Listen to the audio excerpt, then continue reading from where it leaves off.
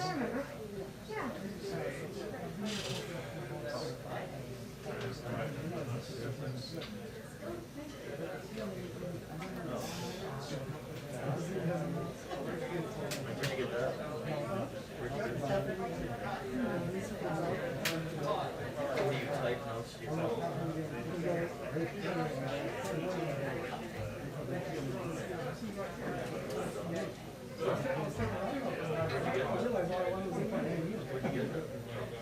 I can check and see if she did.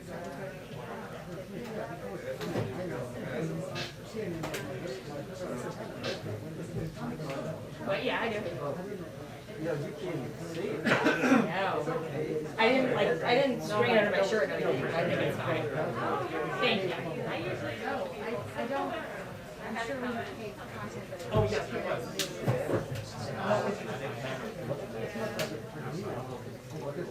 Okay. Thank you. Yeah. Okay. I'm starting to want to do a paid investigation.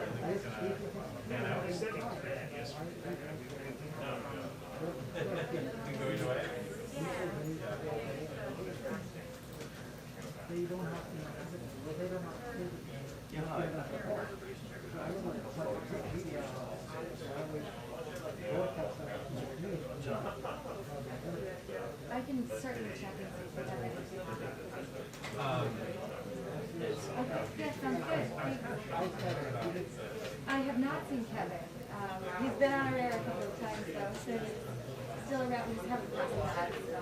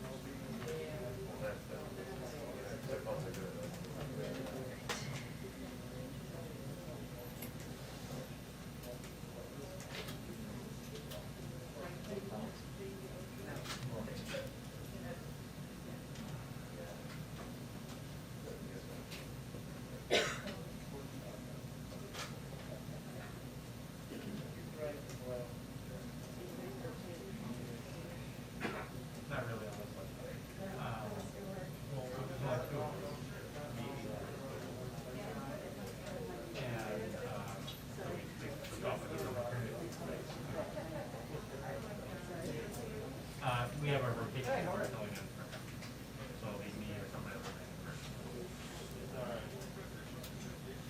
I'm sorry. Yeah. It's in one side. Yeah.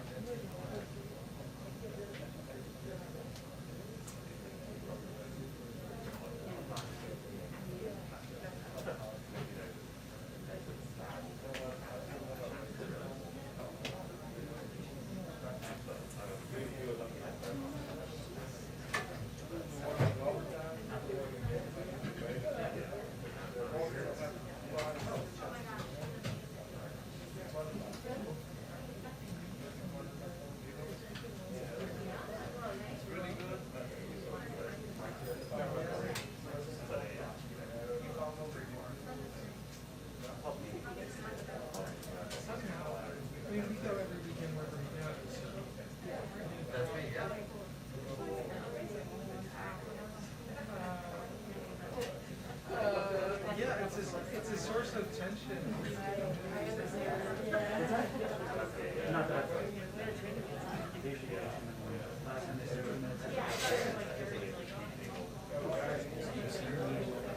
Zola did the Zola. I searched it and just That sounds like one of but I have like somebody in charge for it. So yeah.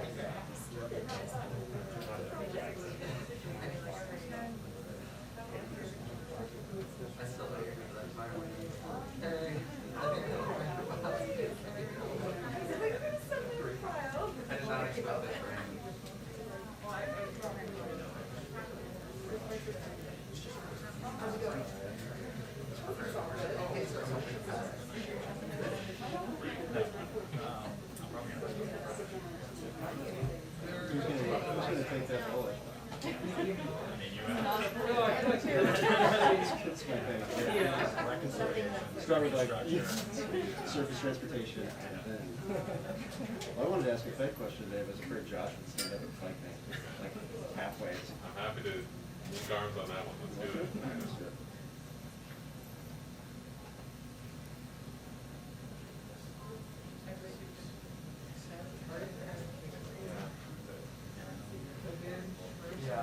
Now that Holmes been scuttled, taser service. That's the biggest transfer.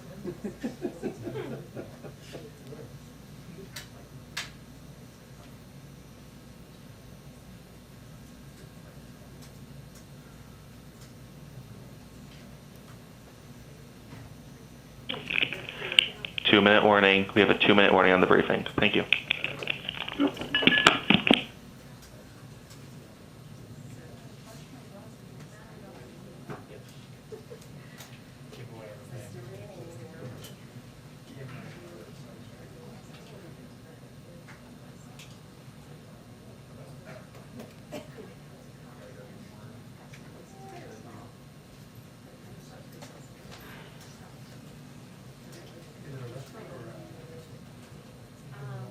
Good already. We don't want already. Lucky you. Is it a market or should we be the rate? So they have like a, you know, they don't want to sell lots of stuff. What do you have on market? Is that right? What's it, eight? If you walk out. Our colleagues better have your Yeah.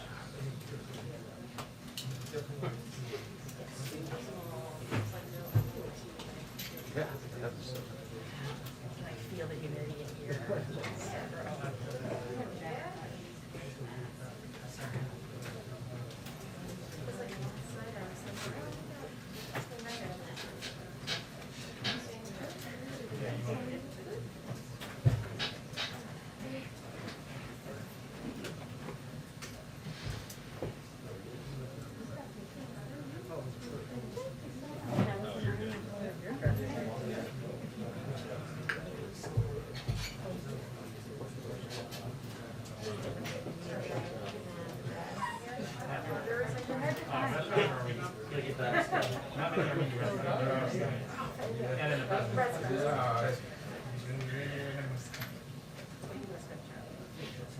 Yes.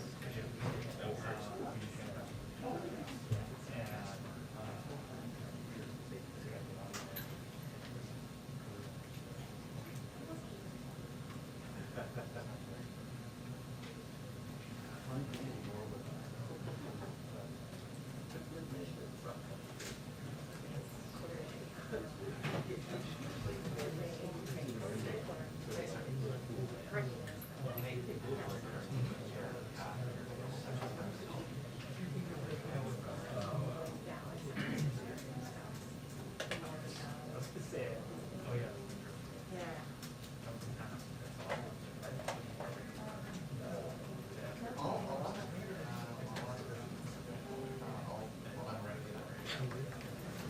Hi, everyone. Hi.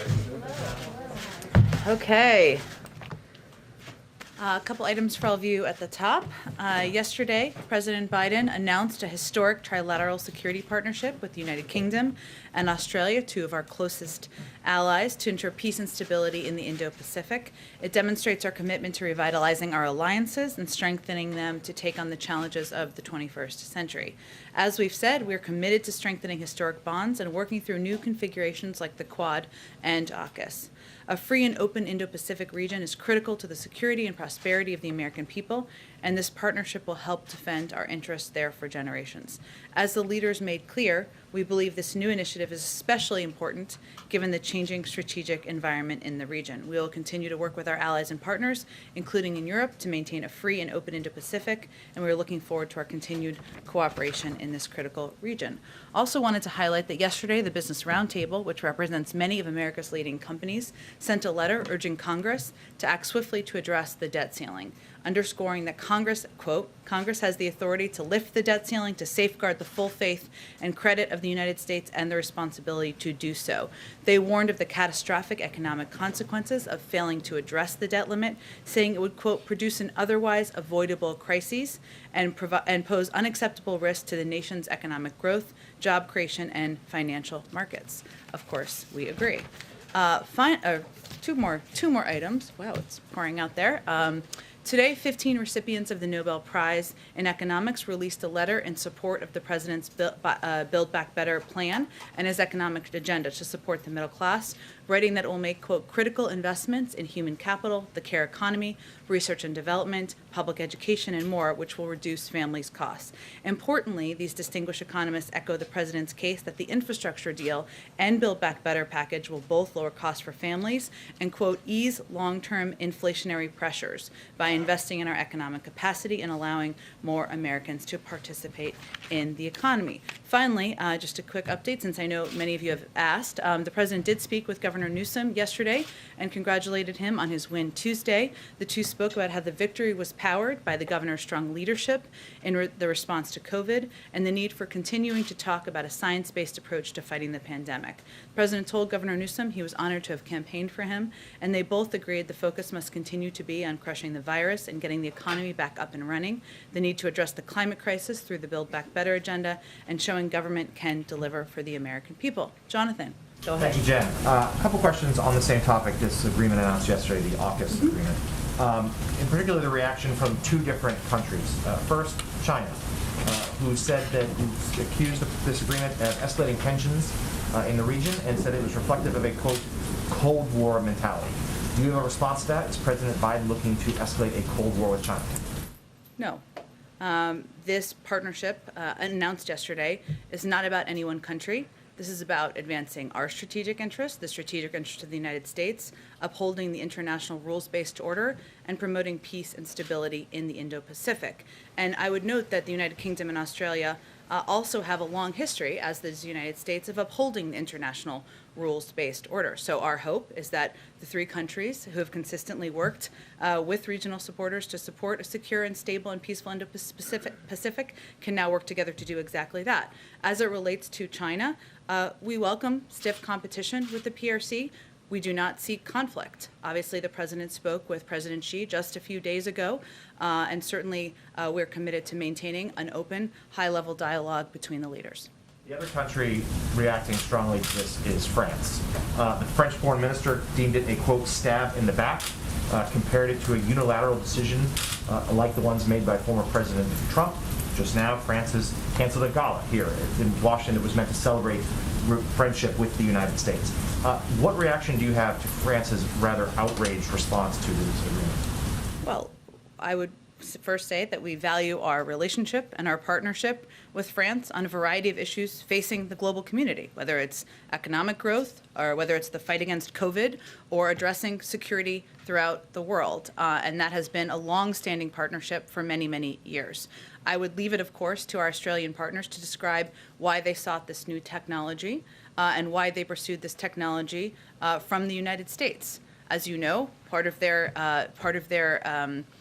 issue is that there was a purchase of technology that Australia had made with the French. But we'll let Australia speak to that and why they purchased this technology.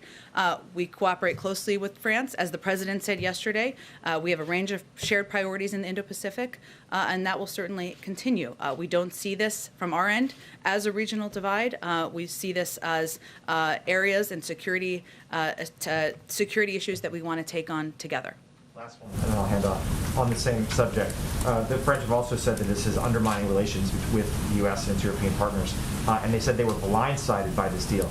Did President Biden or the administration convey ahead of time to France that this was coming? Do they plan to speak today? I don't have any preview of calls for you. I will say that I'm sure the president will speak at a high level soon. But we are engaged closely, and we were engaged in advance of this announcement with leaders in France about this purchase. They were told it was coming? They were aware in advance of the announcement, yes. Go ahead. Thanks, Jen. I want to ask you about some recent vaccine misinformation that's been out there and ask you to clarify. There seems to be a difference of opinion between Nicki Minaj and the White House about what she was invited to do. Did the White House extend an invitation to Nicki Minaj to come here? Well, first, we don't see this as a point of tension or disagreement. I want you all to know that we engage all the time with people who have big public platforms or profiles. Some of them we talk about, some of them are here, some of them you don't even know about because they're just looking for questions to be answered. We offered a call with Nicki Minaj and one of our doctors to answer questions she had about the safety and effectiveness of the vaccine. This is pretty standard and something we do all the time. It was a very early stage call at a staff level, staff to staff, and we weren't even at the point of discussing, or we're not even at the point of discussing, I should say at this point, the mechanisms or the format or anything along those lines. It was simply an offer to have a conversation and an early stage call. And do you think that's going to happen? We'll see. I don't have anything to predict for you. What kind of responsibility do you think someone like Nicki Minaj has, someone with a really big platform, when it comes to talking about the vaccine? Well, our hope is that anyone who has a big platform is going to project accurate information about the effectiveness of the vaccine, the safety of the vaccine, and the availability of the vaccine. At the same time, and both can be true, we also recognize that people have questions out there. They have questions they want to have answered by their doctors. We have doctors who can answer questions. And this is something, again, in our outreach to celebrities, it follows a pretty standard process. We, officials who are working on these issues and engage in regular conversations, offer to answer questions, offer to do that privately sometimes. Sometimes it's done publicly. And I would say that if we believed that everybody who had skepticism about the vaccine wasn't someone we should engage with or talk to, we wouldn't have made the progress we've made. I mean, remember back in December, only 33% of the American people were open to getting vaccinated. Now more than 75% have had at least one shot. So part of our strategy and our objective from the beginning has been engaging with people who have questions to help answer their questions. Go ahead. I'd like to ask you a little bit more about the some of what's detailed in the upcoming book of Woodward and Costa. Specifically in the area of the president taking or not taking the advice of Secretaries Austin and Blinken. We've seen the president defend his decision to exit Afghanistan in the way that he did. But as the public may see this and read this and say, top close officials suggested a slower path out. The public watched what happened with some of the chaotic things. What should we take from that in terms of how the president processes the information his advisors are giving? And does he have any second thoughts about not taking the gated, slower approach that's described? Well, I think what people should take, one, let me first say, I'm not going to confirm or substantiate anonymous, unconfirmed reports in a book. But I think you're asking an important question, which is how does the president take a range of advice from different people? And sometimes it's conflicting with each other as well, of course. First, what we've said from the beginning as it relates to Afghanistan is the president asked his team to present to him clear assessment, candid advice on the path forward. Everyone knew coming into the beginning of the administration, he knew, the vice president knew, the national security team knew, that we were in a situation facing a May 1st timeline of either getting our troops out or facing conflict with the Taliban. That's what we walked into and the circumstances we were discussing. What we also know now is that given it took 6,000 troops to protect the airport, this was not a scenario where it was either maintain the status quo. The president never felt that was a real viable option. And now we looked at 6,000 troops were needed to protect the airport. That wouldn't have been a viable option. It was not the status quo or withdraw. It was withdraw or increase troops. And that's how he saw the decision. One of the things that Secretary Blinken talked about was the concern about European partners. Jonathan was asking about questions related to European partners being upset now. Is there a tension point between the president, who talked about being a steady hand, and normal relationships?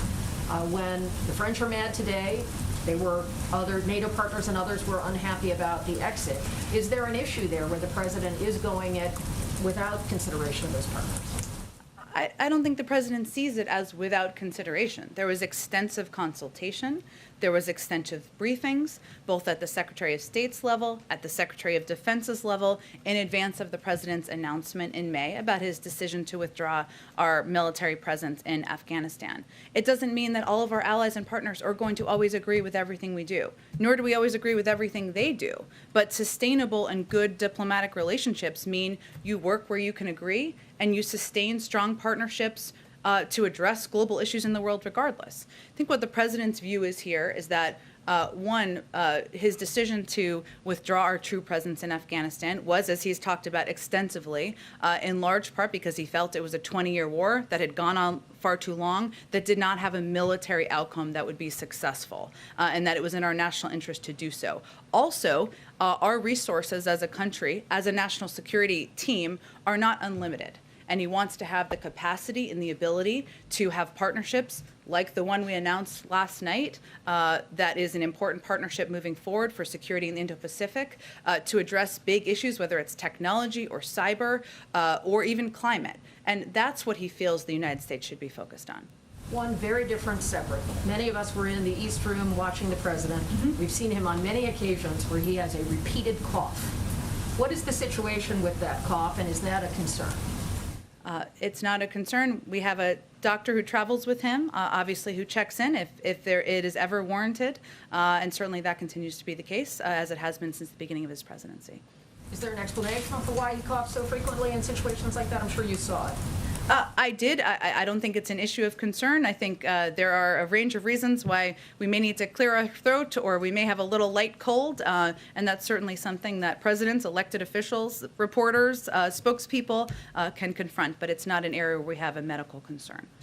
Go ahead. Right after AUKUS, China said that it wants to join the Trans-Pacific trade deal. Does the administration have a response to that? And secondly, does President Biden, would he still like to join that if it could be renegotiated? Well, on their second question, let me take that first. The president has been clear that he would not rejoin the TPP as it was initially put forward. He's also been clear that we have to join with the 40% of the world that we had with us for the deal and make sure environmentalists and labor are at the table. So obviously there'd be a lot of steps for that to be taken in order for that to be a viable option to the president. In terms of China's interest in joining, let me just add one more thing. We're looking at a range of options, of course, to forge stronger economic partnerships in the Indo-Pacific. Trade is not the only one. There's a range of ways that we can forge those relationships and those partnerships.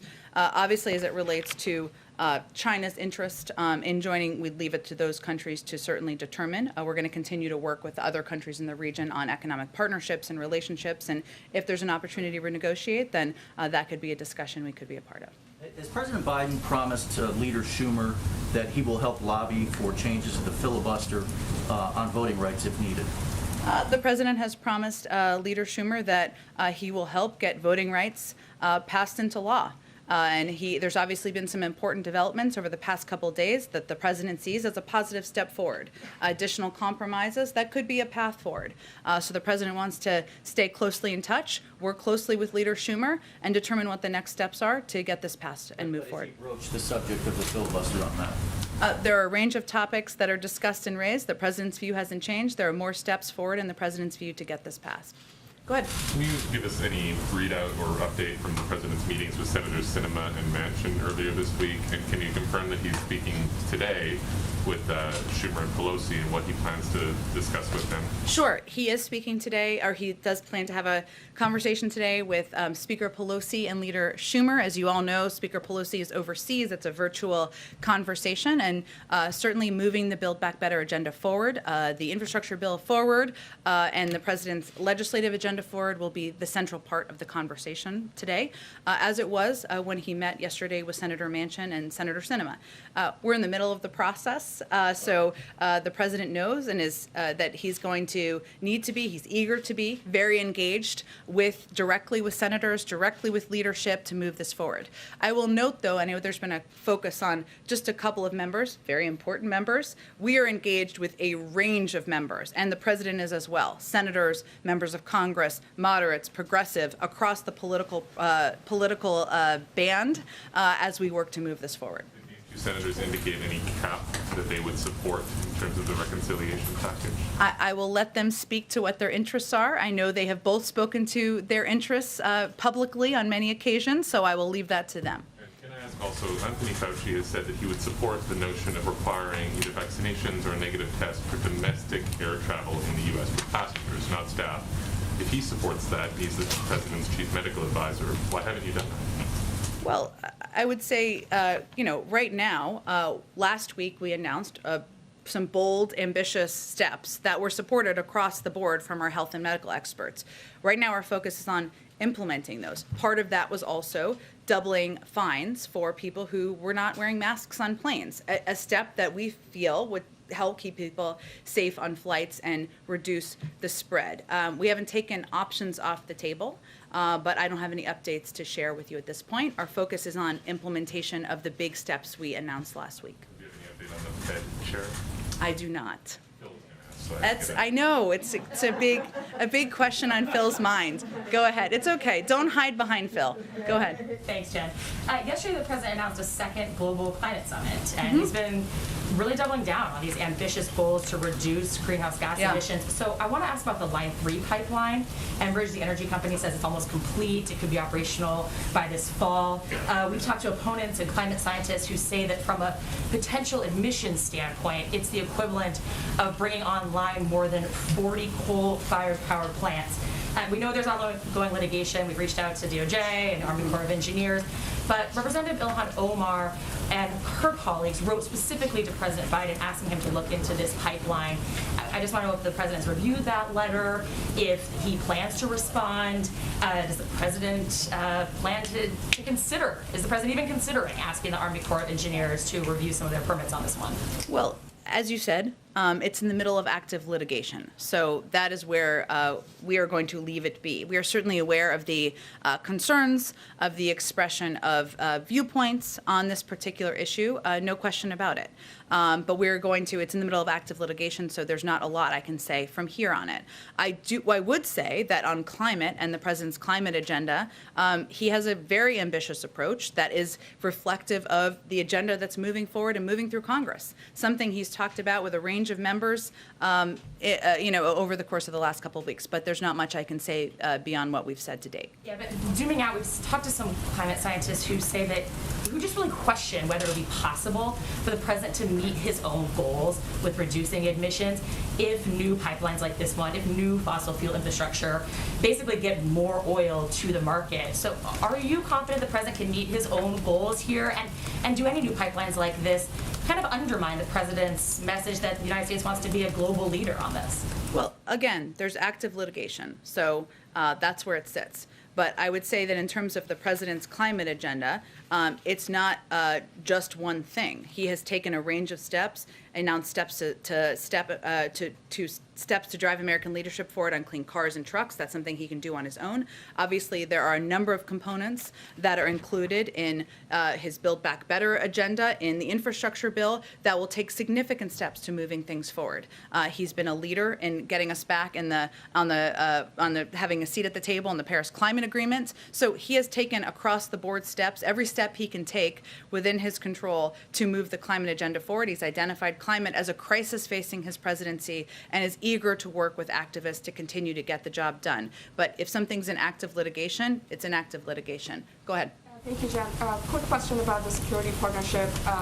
Yesterday, there was a call when several senior administration officials said that there were conversations that were had over months before this partnership was announced. And we're sort of curious to know if France was part of those conversations and the whole process. And if they weren't, was that sort of, has there been a loss of trust because of that? Well, senior administration's officials have been in touch with their French counterparts to discuss AUKUS. I don't have in front of me, nor do I think I'm going to outline for you a detailed level of our engagement on this. This is a partnership with the Australians and the United Kingdom. And of course, we keep other partners and key allies abreast. But I think what's important to know is that going back to the G7, the three leaders met in June, as you all know, in Cornwall, on the margins of the G7. And this was one of the main topics that was discussed. And that was where from there, they urged their teams to work on it to get us to this point. And a quick follow-up on gas prices. The president was talking about it just now. Mm-hmm. He said that, we're looking into this manipulation of the gas market. Is the White House currently doing an investigation? He said prices should be coming down, but they're not. Do you have an update on that? We've asked the FTC, as you know, to look into it. They'd be the appropriate body. They've conveyed that they would in a letter, so I would point you to them for more specifics. Go ahead. Just one quick follow-up and a couple others. You said AUKUS isn't about any one country. Officials have been pretty clear this is about China. What's the difference between what the White House is saying publicly from the podium and what we're hearing from officials behind the scenes? Well, in our view, it's about security in the Indo-Pacific. Country in the Indo-Pacific that you feel like is a threat to the rules-based order and international norms? I will let others do their analysis, but from the United States government, our focus is on what steps we can take to increase security in the Indo-Pacific, and there are a range of countries that could pose a threat, and we'll let an outside analysis give their analysis. On debt limit, is the president view bipartisanship, which you guys have made very clear from Secretary Yellen across the administration, is important on this? Is that a red line for him? Republicans have to be involved, or there's no other path? You know how I love red lines. I don't love them. Line in the sand? No, I'm not here to set new lines, red lines, lines in the sand. But I do think it's important context for everybody to understand, as you well know, that 80 times has Congress raised the debt limit. And even if you look to comments in recent days by Senator McConnell, if you look to just 2 years ago, he argued that that failing to vote to raise the debt limit would, quote, be a disaster and, quote, put our full faith and credit at risk. We agree with that. And now he's against a vote. So I think when we're looking at politics here, we know where the politics is coming from. But our argument is that this is not a political issue, shouldn't be a partisan issue. It hasn't been throughout history. You may have all seen that Secretary Yellen had a call with Senator McConnell. Not a political call, of course. She's not political. She's an economist, to really convey what the enormous dangers of default would be. So that's the argument we're making. Yes, I know you all have good questions about the vehicle and how it move forward. All good questions we're working with Congress on. But our view is this should be bipartisan, as it has been in the past. Just one more, since Josh stole my Fed question. FDA, I know you don't have a personnel announcement. Is the idea here that because they've got so much on their plate and they have a team that's been working on this stuff for a long time, you just wait until there's like a quiet moment to appoint somebody, or does that have any impact whatsoever on what's going on? I promise you, when we have determined and selected an FDA commissioner to nominate, we will announce it and not wait for a quiet moment. I don't know that there are quiet moments around here. You may all agree with that. And that's what the president is eager to do, of course. I don't have any predictions of what the timeline will be, and understand certainly the question. Go ahead. The federal judge just ruled that you blocked the Biden administration from expelling migrant families under the public health order, and a new ruling. It takes effect in 14 days. I'm wondering what the administration's plans are on that front. Right, the news just came out, as you referenced. It's a preliminary injunction that would take effect, as you said, 2 weeks from now. We, of course, would refer you to the Department of Justice on any additional steps or next steps. We are still taking steps or focused on taking steps to address the root causes of migration, implement orderly asylum processes, strengthen collaborative migration management efforts in the region, and effectively secure our borders. We feel we've made considerable progress on that front, but this news, of course, just came out, and I'd really defer you to the Department of Justice for any additional steps. And then one other on booster shots. Obviously, next week is the timeline that the administration laid out. There seems, as you've addressed, there seems to be some considerable disagreement within the public health agencies about how to move forward. Former scientists from the FDA who left signed on to study about this, saying that the boosters are not needed. Do you still plan to have the boosters rolled out next week? And what do you tell the American people about some of this disagreement inside the public health agency? Well, of course, we respect a range of viewpoints, but we really rely on the people who are leading our health and medical agencies, and there is broad agreement among those individuals about where things stand. If we go back to August, 8 of the Department of Health and Human Services top doctors released a statement saying they had determined boosters would be needed and that we have a plan to begin a booster program starting the week of September 20th, subject to an independent evaluation from FDA and ACIP. That continues to be what we have conveyed since then. Right now, where the process is yesterday there was data provided by the FDA that will be analyzed, and the next step is next week. ACIP is planning to meet, and based on the recommendation, we're prepared to operationalize our plan. But it's always been based, every time we've talked about this as based on a thorough review and a thorough process to complete. It's our job to be prepared whenever we can operationalize. Does the president have any regrets about speaking publicly about this plan before there was the approval from the public health agencies, or he still feels that was the right step to take? Well, first of all, the first statement was done by our health and medical doctors, by HHS, those 8 doctors. And then he spoke to it. And the president said, I want to be clear. This plan is pending the FDA conducting an independent evaluation of the safety and effectiveness of a 3rd dose of the Pfizer and Moderna mRNA vaccines, and the CDC's Advisory Committee on Immunization Practices issuing booster dose recommendations based on a thorough review of the evidence. That was what he said when this announcement was made. If you look at it on the flip side of this, right, it is at the time they made this announcement in part because there was data that was available that showed that the waning of efficacy of vaccines over a period of time, right? That's why these doctors and medical experts in their statement made this recommendation and this announcement. So the alternative would have been they not move forward with it and hold back and not share that data. I mean, that's also not being transparent or leading with science. And so that's the course of history here, I should say. Sure. Just quick follow-up. So you said a moment ago that the top public health officials of the administration, FDA commissioner, CDC, Surgeon General, all agree and recommend that the American public should be getting boosters, starting next week. So if they're all on that page, but the FDA Advisory Committee and the CDC Advisory Committee, let's say, are on a different page, if they don't think boosters should be ready at this time, I guess then who's the administration going to listen to? It's top doctors or these outside advisory committees? Well, before we confuse the public, that's not what ACIP has recommended. They're meeting next week. We don't know what they're going to say.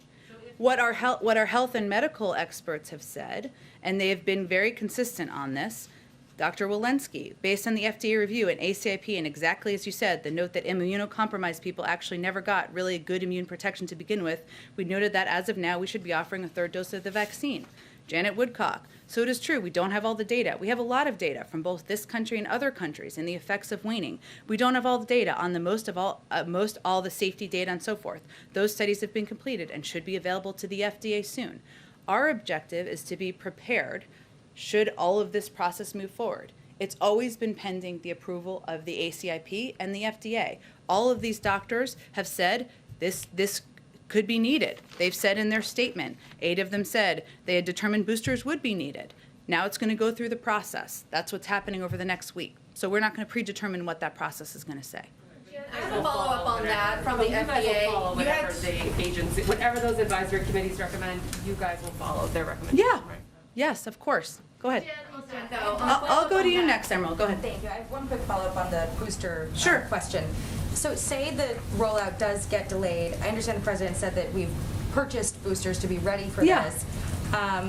Is there any chance that they would expire and need to be sent off to other countries like we've done in the past, or do we buy like booster credits? Or are they sitting in a fridge somewhere, I guess is what I'm asking. Well, our objective here is to be like Boy Scouts and Girl Scouts and always be prepared for every single scenario, right?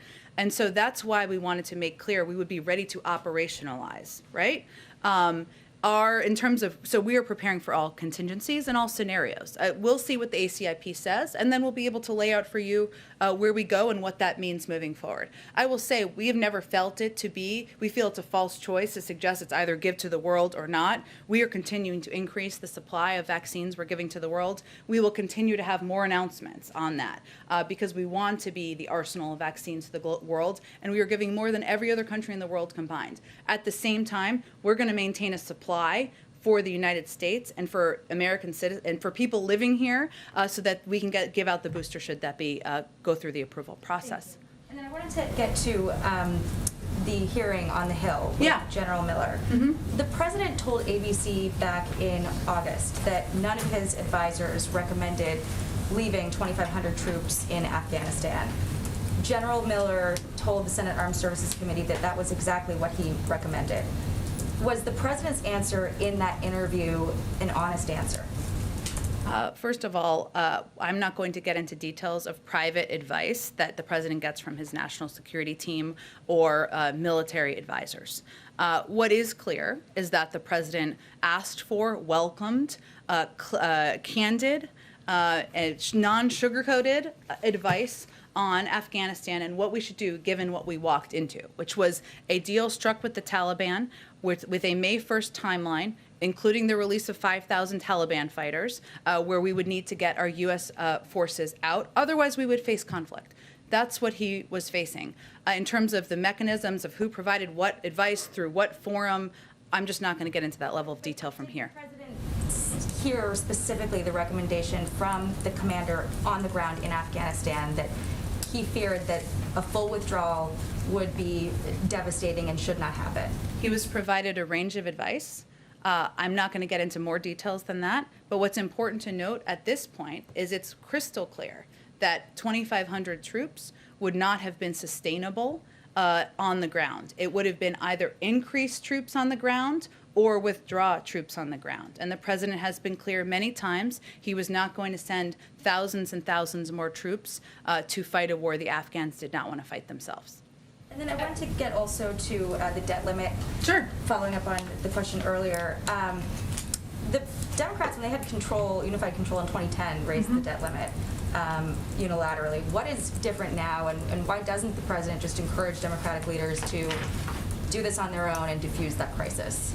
Why aren't Republicans for doing what they've done dozens of times in the past, and many of them did 3 times during the Trump administration, including after they passed a $2 trillion unpaid for tax giveaway to corporations and the wealthiest Americans? They were fine doing it then. Why aren't they fine doing it now? So it could go, I think that's the fundamental question I'd send back. Would the president at any point intervene and try to stave this off if this comes to a head and The president wants to maintain the full faith and credit of the United States. Our view continues to be this should be done in a bipartisan way, and there should be a bipartisan path forward. Emerald, I promise you go to you next. Thank you. A follow-up on the FDA. You say that there was a large consensus of doctors and advisors who feel like boosters are warranted and safe and effective. But then during all this, you had 2 top senior officials at the FDA resign during the booster conversation, that being the Director of Office of Vaccines Research and Dr. Philip Krause, Deputy Director of the office, concerned about the vaccine. So what's your reaction to that in light of boosters next week? And what does that say to the American people to have those 2 high-level people step down over this conversation? Well, Emerald, what I conveyed before, and I'll reiterate, is that 8 of our top medical experts, health and medical experts, including the acting head of the FDA, Janet Woodcock, recommended we would need boosters moving forward. The American people would need boosters, pending approval through a process, including the FDA and ACIP. That's the process that's ongoing. In terms of differences of opinion within the FDA or other components of the federal government, that's certainly, we understand that may be the case. But in terms of the consensus view, the view of the leadership of the FDA, the view of the leadership of our health and medical experts, that was their shared recommendation because their objective and their focus is on relying on data to save lives. And data available showed a waning efficacy of vaccines after a certain number of months. Speaking of the waning efficacy of vaccines, I do have another question about the president's COVID plan. He promised on September 9th that he was going to send 50% more supply of monoclonal antibodies to states. Yet, the Biden administration is cutting supplies in red states by 50%. So, for example, in Florida, they were expecting to get 70,000 doses this week, which they say they need. They're only getting 30,000 doses. And this is not just for unvaccinated people. In South Florida, half the people who are seeking this treatment are fully vaccinated. So, why is the Biden administration cutting these supplies? That's not accurate. So let me give you the accurate information. First of all, we are increasing our distribution this month by 50%. In early August, we were distributing an average of 100,000 doses per week. Now we're shipping an average of 150,000 doses per week. Over the last month, though, and one thing that I think people need to understand for clarity, facts, I know you're like facts, is that monoclonal antibodies are life-saving therapies that are used after infection to prevent more severe outcomes. So clearly the way to protect people and save more lives is to get them vaccinated so that they don't get the COVID to begin with. But over the last month, given the rise in cases due to the Delta variant and the lower number of vaccination rates in some of these states, like Florida, like Texas, just 7 states are making up 70% of the orders. Our supply is not unlimited, and we believe it should be equitable across states across the country. There's been no reports of a lack of supply, so why cut them to those states only if there's no reports I of think our role as the government overseeing the entire country is to be equitable in how we distribute. We're not going to give a greater percentage to Florida over Oklahoma, nor do I think are you suggesting that. I think we have to move on. Go ahead, Yamiche. Thanks so much, Jen. One follow-up question on booster shots. I'm wondering if you could just say whether or not the president is at all even concerned about whether the administration endorsing booster shots before the FDA fully approved them just looks like they're trying to influence the FDA and mix science with politics. I understand Yamiche, it was the FDA acting head who endorsed boosters. The point is, though, that the FDA itself and scientists are still weighing whether or not they want to make the recommendation fully. So the question is, does this administration even have any concerns that coming out and recommending booster shots before they're fully approved and fully recommended by the FDA, that might be seen as unduly influencing? No. Again, it's the acting FDA head and 8 of our health and medical experts from agencies, not the White House, not the president, who put out this statement initially making this recommendation because they believe you need to come forward, and we fully support, with data when it's available and make that available to the American people. Make sure the American people understand and know that there could be waning efficacy of these vaccines and that that's where they recommended. If you look at the reverse, imagine if they had not come out and shared that that was their view and this is where it might be headed. Now, it needs to go through a process. They've said that in every single statement that they have made publicly. But we believe the American people are smart and they're paying attention, and they would want to know that boosters might be something that go through a process that are recommended, and they might be something that you should plan for once you get to a certain set of months past your second vaccination. That's our view, and that's the view of our health and medical experts. Ask one more question about the French response to AUKUS, which of course is a whole mouthful. But anyways, I'm wondering if you could just talk to or respond directly. What does the president think of the French foreign minister saying that he's acting like former President Trump and being unpredictable, and the French canceling their gala now in D.C. at their embassy because they're angry over this agreement? What does the president make of being compared to former President Trump by an ally such as France? I would say the president doesn't think about it much. The president's focus is on maintaining and continuing our close relationships with leaders in France, with the United Kingdom, with Australia, and to achieving our global objectives, which include security in the Indo-Pacific. That's what his focus is, and we will continue to work toward a productive, constructive partnership with the French. Go ahead. Thank you, Jen. Clarification, then a follow Yeah. on AUKUS. Sure. You said the French were informed of the arrangement. Just even going to the president's remarks Yeah. yesterday, the arrangement was broader than just the nuclear-powered Yeah. submarines. It was cyber, it was AI. Were they specifically informed on that the U.S. would be sharing technology for nuclear-powered submarines? Again, it was the Australians' decision, so I'd point you to the Australians, but they were aware in advance. I mean, but if you're the U.S., you're involved here. We saw the U.K. also involved. Why couldn't the administration, not just inform, but bring in the French? They also have nuclear-powered submarines. You mean in terms of a fourth partner to this?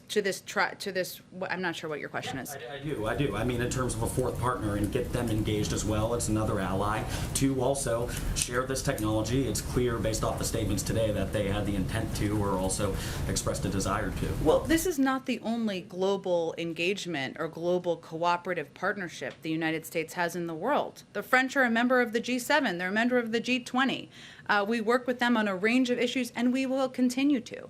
And their leadership up and down the ranks will continue to be important partners to the United States and to this administration moving forward. So this was a partnership between the United Kingdom, the United States, and Australia. There are a range of partnerships that include the French and some partnerships that don't. And they have partnerships with other countries that don't include us. That is part of how global diplomacy works. Just to follow on the first question I asked, it sounds like what you were saying is when I asked why did the U.S. didn't inform about specifically sharing the technology for submarines, is that Australia was kind of in the lead of this arrangement? I'm just not going to have more details on it, but I will tell you that, again, the Australians, partners, they can describe why they sought this new technology.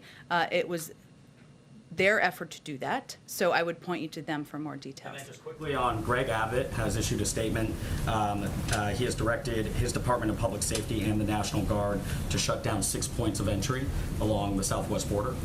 He issued that statement today. Just wondering if the administration, they also say that the Customs and Border Protection requested this. Wondering if the administration did request this, if they're aware of it, and if there's any response. I'm happy to check into it, Zolan. I haven't seen Governor Abbott's statement or CBP's commentary, so let me check into it, and we can get you something after the briefing. Go ahead. Thanks, Jim. I think you said yesterday you might have some more details today about the president's visit to the UN next week. I was hoping I would. I promise I will tomorrow. And, excuse me, on another matter, there are also reports that the British Prime Minister will be at the White House next week. Can you confirm that and offer any details about that? I promise you tomorrow I will have more final details about next week, about the UN General Assembly and the president's trip there, and other components that are planned for next week. One more thing. Sure. Do the president and the first lady plan to get the booster shot? Yes. Go ahead, Karen. Following up on what Kelly Once it's through the process, of course. Go ahead. Following up on one of the questions from Kelly, do you have an update on when the president will get a physical? I know this is an understandable question. I don't have an update. He will get one soon, and when he does, we will make sure you all are aware of it and get the information. Nancy's questions, Nicki Minaj questions. Sure. Sorry. You said that we engage all the time with people who have big platforms or profiles. How do you determine who to engage with and in what way on something like this, on vaccine hesitancy? Sure. And Nicki Minaj has 22 million Twitter followers. Why not invite her to the White House, have a conversation, and make it a big public thing? Well, I appreciate your recommendations on our communications advice. Karen, you are quite experienced. Look, I will say we recognize, and we've talked about this a bunch before, that we are not always the right platform or the right voice, right? Sometimes that's because people may not like the president, and they may not have voted for him, and that's okay. And we work with a range of partners to communicate the efficacy and the safety of the vaccine. It's also true that when we're reaching a range of audiences, young people where we've seen lower rates of vaccination is a good example. We know there might be more effective voices. We don't always know how effective working in partnership with celebrities may or may not be, but sometimes it is a tool that we can use or we've employed, as you've seen us do in cases before. We do this behind the scenes quite a bit, sometimes to speak to particular audiences. So all I was conveying is it's commonplace. We have calls every week, multiple times a week, from our engagement team with a range of officials with followings to see how they might want questions answered. Maybe they want to play a role in communicating information out publicly as a part of our effort to get the pandemic under control. Any sense, like let's just say Olivia Rodrigo, do you have any sense of a difference that made? Are you guys able to track that in any way? It's a good question. It's kind of a hard thing to track. We can see how many views. We can see anecdotally if people say, I got the vaccine because I saw this video, and certainly sometimes that happens. I'm not sure. I'll have to check. Go ahead. Just to follow up on China and the TPP, you mentioned that the U.S. is looking at a range of options to forge stronger economic partnerships. Can you just elaborate a little bit on what those options are? I think what I was trying to convey is it's not just trade, right? And there are a range of ways we can work with countries in the region and forge a range of partnerships. And so certainly the president would need labor environmentalists to be at the table to potentially engage on TPP. We're obviously not there at this point. So I was just conveying we don't see trade as the only path forward. Go ahead. A couple questions. On housekeeping, is the president intending to meet with Emmanuel Macron on the sidelines of the UN General Assembly? I don't have anything yet on next week. I should have some more on it tomorrow, and then I can outline for you what is going to happen next week. And then in terms of just the overall kind of fallout that we've seen from France, was the White House at all surprised by the response from France? How would you characterize? I don't think I'm going to characterize from here. And then another question in terms of housekeeping. Has the president met with any of the Afghan refugees who've come to the United States? And if not, will he be meeting with them? Not yet, but he is certainly eager to and looks forward to. As you know, I know it feels like it's been a long several weeks, or maybe just to me, but you know, many of them have only just settled in the United States. Some of them have never been here before. Some of them have, of course. So it's not quite scheduled yet, but it's something he's certainly eager to do. Can I ask a follow-up on that question? Go ahead. We're starting to get some numbers about where some of the Afghan evacuees will be resettled. Can you walk through the administration's process? I know it has to do with the Office of Refugee Resettlement, but a number of governors have raised their hands. We're learning more about the first wave. How is the administration going about determining where to place evacuees and refugees? Sure. It's a very good question. I think our Department of Homeland Security is going to have the best level of detail for you on how that process works.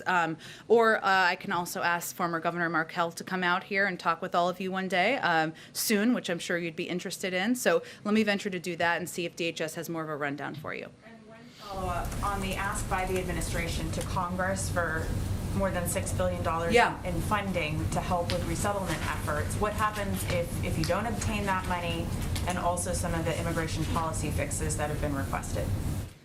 Well, I mean, we're hopeful that given there has been strong support for helping and welcoming our Afghan partners who fought alongside, I should say, the United States for the last 20 years, from Democrats and Republicans, that we can move forward and get the funding we need. Obviously, we didn't anticipate, no one did, right, that there would be this number of Afghan refugees that we would need to fund support for 6 months, 8 months ago, hence the request as we announced at the time. But I think we're certainly hopeful, given the support for that we will get that funding. One last, is there a timeline when you need to get an answer by Congress for the funding?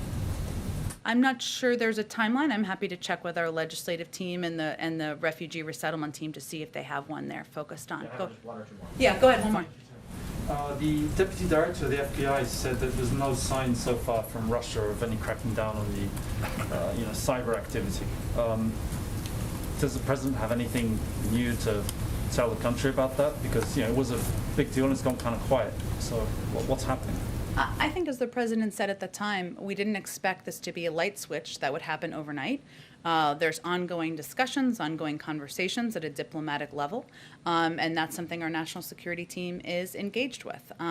But beyond that, I don't have another update from here on the progress. Okay, thanks everyone. Thanks, Jeff.